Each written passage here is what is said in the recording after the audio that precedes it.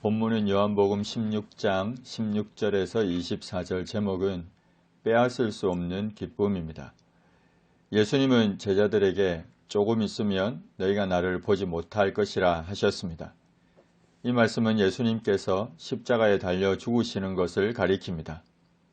예수님은 또 조금 있으면 나를 볼 것이라 하셨습니다. 이것은 부활하신 이후에 예수님께서 제자들을 찾아와 만나시는 그 사건을 가리킵니다. 십자가에 못 박혀 죽으시고 부활하신 주님은 제자들에게 살아계심을 나타내셔서 40일 동안 그들에게 보이셨습니다. 예수님은 제자들에게 십자가의 죽음과 부활, 그리고 부활하신 이후 제자들을 만나게 되실 것을 말씀하셨습니다. 그러자 제자들 중에서 서로 말하기를 우리에게 말씀하신 바 조금 있으면 나를 보지 못하겠고 또 조금 있으면 나를 보리라 하시며 또 내가 아버지께로 감이라 하신 것이 무슨 말씀이냐고 했습니다. 또 말하기를 조금 있으면이라 하신 말씀이 무슨 말씀이냐, 무엇을 말씀하시는지 알지 못하노라고 했습니다.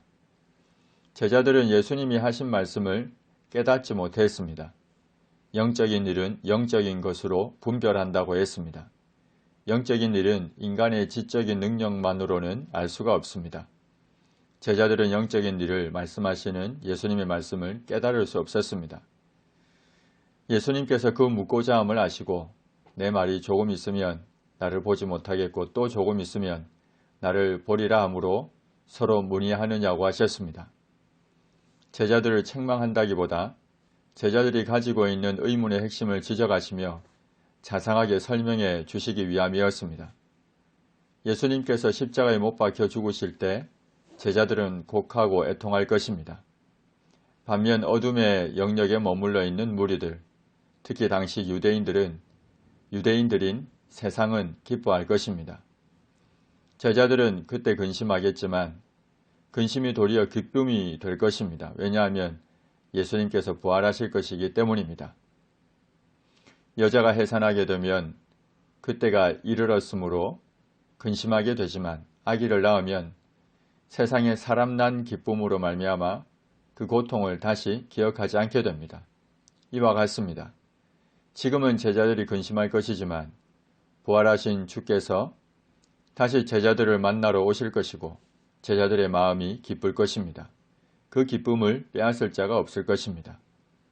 그날에는 제자들이 아무것도 주님께 묻지 않을 것입니다.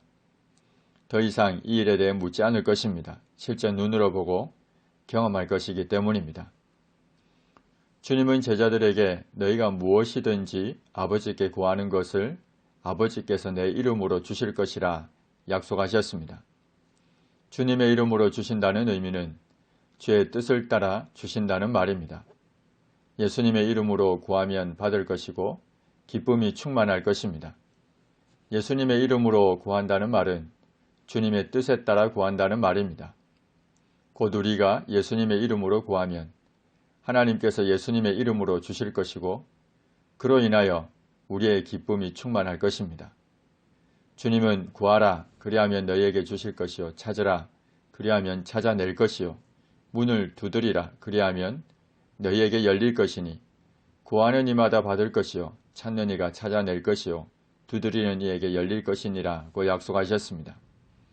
그리고 성경은 끊임없이 아버지께 구하면 얻게 될 것이라 약속합니다. 우리가 얻지 못하는 것은 구하지 않기 때문입니다.